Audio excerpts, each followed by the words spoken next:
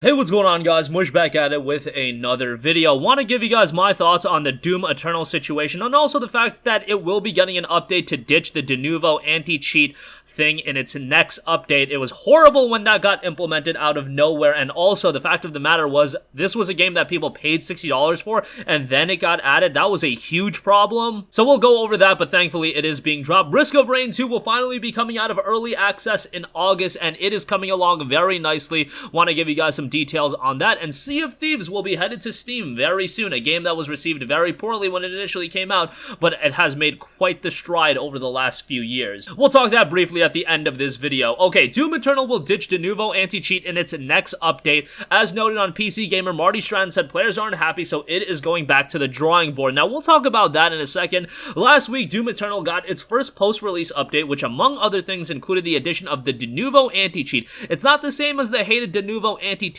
It's designed to prevent cheating in online games, not piracy, but the reaction was overly negative, and rightfully so. With all the things going on with Valorant and that game kind of having a seat on a hot chair with everything that it's going on with its Ring Zero access, and that just being something that should not be in video games at all. But spurred by that blowback, executive producer Marty Strand announced on Reddit today that id Software will remove the anti-cheat software in the next Doom Eternal update. Noting, despite our best intentions, feedback from players has made it clear that we must reevaluate our approach to anti-cheat integration. With that, we will be removing the anti-cheat technology from the game in our next PC update. As we examine any future of anti-cheat in Doom Eternal, at a minimum, we must consider giving campaign-only players the ability to play without anti-cheat software installed, which is imperative. A lot of people just played Doom Eternal for the campaign, and they were, being forced to get this update that added this anti-cheat, and they didn't even touch the multiplayer, or they didn't play it that frequently, and they would just rather have access to the single player without any worries about de novo and things of that nature.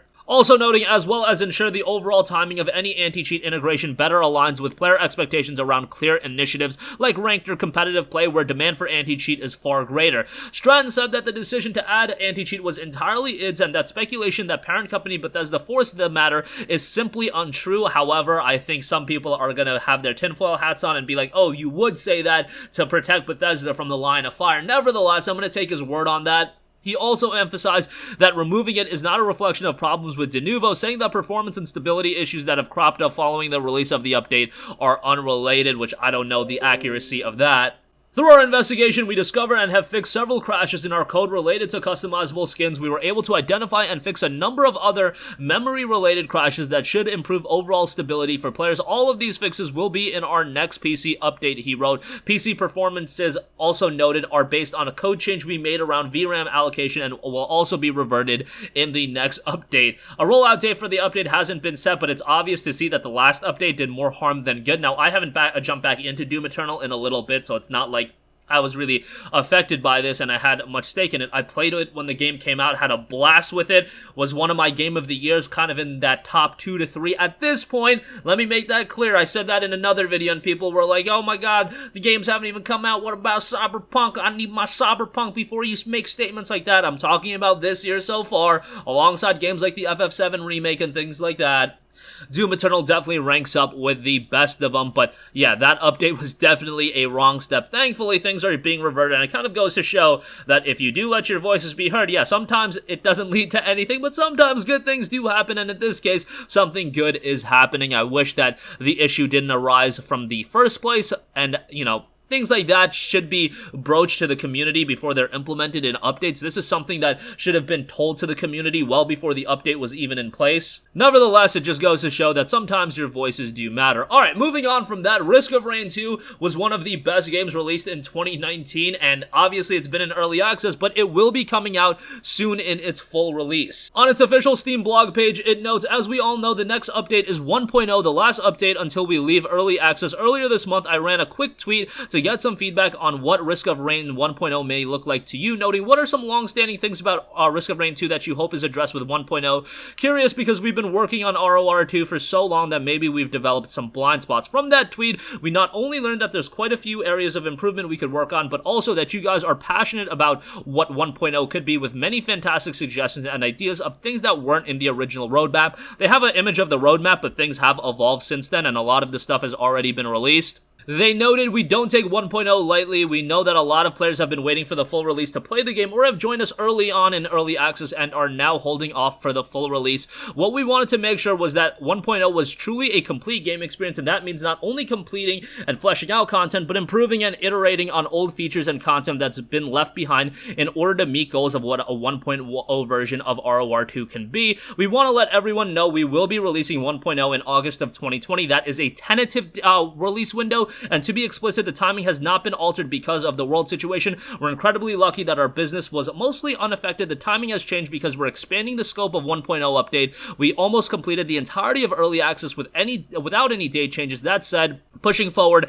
and can't wait for everyone to experience the changes that are coming with 1.0. And they go over a lot of the update, expanded features, quality of life updates that are now going to be addressed. Feedback is that quick play is a bit of a mess, and quick play served as an important function at launch because we didn't know how popular the game would be. Obviously, that's not really an issue. The game is exponentially popular. Not only that, but the game has evolved past needing to just find a match. You need to find the right match, and we think a built-in server browser and hosting will allow you to connect and find players easily while providing a lot of features and choices you want to make before connecting to a game. That's why I recommend if you're jumping into Risk of Rain 2, do jump in with a couple of buddies because you're going to have a really good time with it playing with friends. Nevertheless, Risk of Rain 2 is an awesome game. I remember I got the jump on it when it initially got posted, and they were doing the buy one, get one free copy of the game, and that was just insane. The value people got out of that deal was just kind of nuts because the game is so good.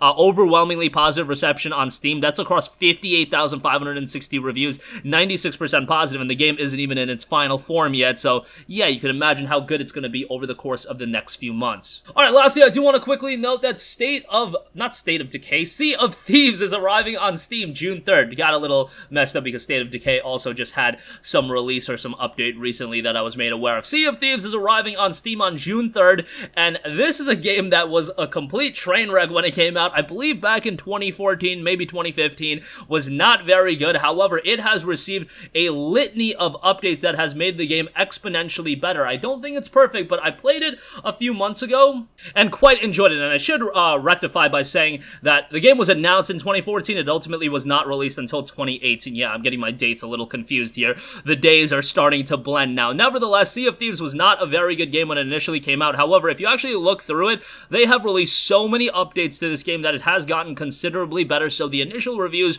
really aren't applicable anymore. Now, while it is getting a Steam release, obviously, the game is available on Xbox Game Pass, and that's probably the most budget-friendly way to play the game, along with a bunch of other games. But I see a bunch of people picking up games like Gears on Steam. I see a bunch of people picking up Halo MCC on Steam, so what do I know? Some people are just completely adverse to the subscription model, and I actually heard Phil Spencer talk about it in a pretty interesting way, where since Game Pass has been released, the sales of their Xbox One games have actually been surprisingly high because they assumed a lot more people would just sign up to the subscription service. But I think what's actually happening, and this is kind of a cool thing about Game Pass opens the door for more people to just be playing a specific game, and then when one of you sees another friend, let's say you see a friend playing Sea of Thieves, but they're playing on Game Pass, well, you might be the kind of person being like, oh, he's playing Sea of Thieves, I want to play Sea of Thieves, but I'm going to get it through Steam, but you're buying it on the imperative that your friends are playing it, and I think that's actually helping out the Xbox game sales quite a bit. That's just my theory to it. I'm not 100% sure, but nevertheless,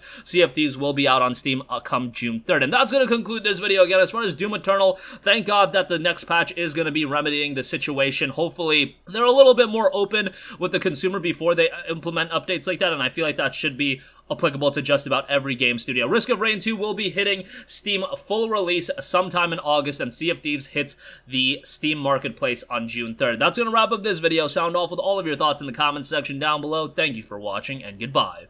Hey, what's going on, guys? Mush here again. Hope you enjoyed the video. As you guys might know, YouTube's notification system is sometimes a little bit wonky, even if you're subscribed to the channel. Maybe you're not abundantly aware that I uploaded a video. To remedy that situation, make sure you hit the bell notification button. This way, whenever I upload a new video, and I try to upload as consistently as possible, you will be notified directly of the upload, and you can watch it as soon as it goes live. I would really appreciate if you guys hit that button so you can stay up to date with all of the content I'm posting. But as always, guys, thanks for watching, and I'll catch you guys in the next one. Peace out.